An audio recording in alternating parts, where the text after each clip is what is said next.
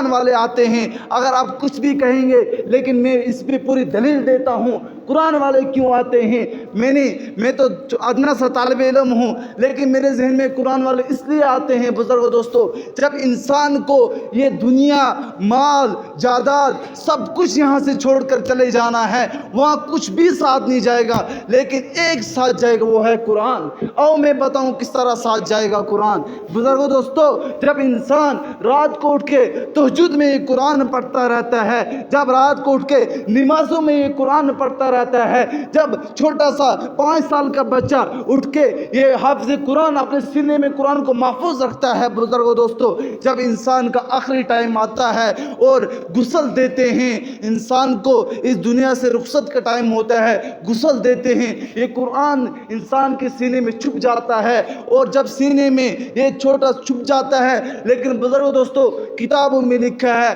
پھر اسماعیل کو غسل دیتے ہیں، اور غسل دینے کے بعد اسے پھر قبرستان لے جاتے ہیں، لیکن قرآن ساتھ ہوتا ہے، قرآن ساتھ ہوتا ہے۔ جب قبرستان میں پہنچتے ہیں اور قبرستان میں رکھتے ہیں، یہ قرآن کھڑا ہو جاتا ہے، لیکن کہتا ہے وہیں نکیر و منکر جب آتے ہیں سوال جواب کرنے، یہ کہتا ہے اس سے ہاں اس سے سوال جواب کوئی نہ پوچھنا، یہ پتہ ہے کون ہے، یہ میں گواہ ہوں، یہ مجھے پڑھتا تھا دنیا میں، اس سے سوال جواب نہ کرنا۔ کہا ٹھیک ہے، ہمیں تو اللہ نے بھیجا ہے، اللہ نے تو ہمیں حکم دیا سوال جواب کا۔ کہا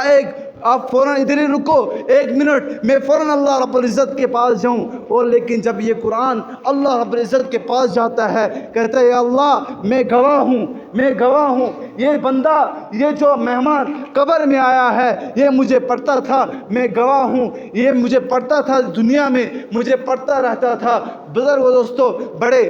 یہ دل سے سکون سے سنیں میری بات، بزرگو دوستو، جب یہ قرآن واپس جاتا ہے اور اسماعیل سے پوچھتا ہے کیا آپ کو فرشتوں نے ستایا تو نہیں، کوئی کیڑا مکوڑا تو نہیں آیا، کوئی کسی نے کچھ ستایا تو نہیں؟ کہا نہیں، کہا بس یہ فرشتوں سے کہتا ہے فوراً چلے جاؤ، میں نے اللہ رب العزت سے بات کی ہے۔ لیکن بزرگ دوستو، پھر اللہ رب العزت فرشتوں کے ذریعے 4 چیزیں قبر میں دیتے ہیں، 4 چیزیں قبر میں اتارتے ہیں۔ ایک کمل ہوتی ہے جنت کی کمل، اور ایک لائٹ ہوتی ہے، اور ایک خوشبو ہوتی ہے، اور ایک میت کے نیچے بچھاتے ہیں۔ بزرگو دوستو، پہلی بات جب گدی میت کے نیچے بچھاتے ہیں، اس قبر میں اس میت کے نیچے ایک گدی بچھاتے ہیں اور اس پہ لٹا دیتے ہیں۔ دوسری بات، اور یہ جو کمل ہوتی ہے جنت کی کمل، یہ اس کے پاؤں پہ رکھتے ہیں، اور فرشتے کہتے ہیں اللہ کے بندے اگر آپ کو سردی لگے یہ کمل اوپر اوڑھ لینا۔ لیکن تیسری بات، جو ایک خوشبو ہوتی ہے، یہ پھول ہوتا ہے، اس کو سینے پہ رکھتے ہیں اور کہتے ہیں اگر آپ کو اماں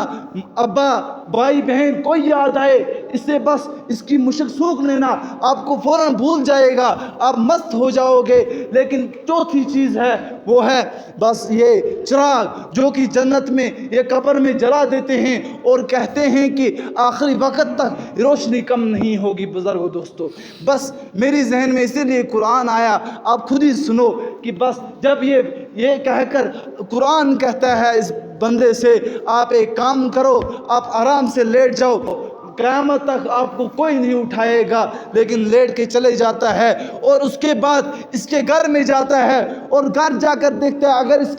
اگر اس کے بھائی بہن ماں باپ بیوی بچے قرآن پڑھتے ہیں، اور یہ خوش ہو کر اس سے کہتا ہے قبر میں جا کر ہاں آپ نے جو قرآن پڑھتے تھے، آپ کی وجہ سے آپ کی بیوی بھی آج قرآن پڑھتی ہے، آپ کے بیٹے بھی قرآن پڑھتے ہیں، آپ کے بھائی بھی قرآن پڑھتے ہیں۔ لیکن بزرگو دوستو، اگر یہ بیوی اگر یہ بیوی اس کی پردہ نہیں کرتی، بالوں کو کھلا رکھتی ہے، اگر یہ بچہ بس شراب کے پیچھے لگ گیا اور بدکاری کے پیچھے لگ گیا، لیکن یہ اسے جا کر نہیں کہتا کیونکہ اس کا دل دکھے گا، لیکن یہ قرآن اس کے لیے دعا کرتا ہے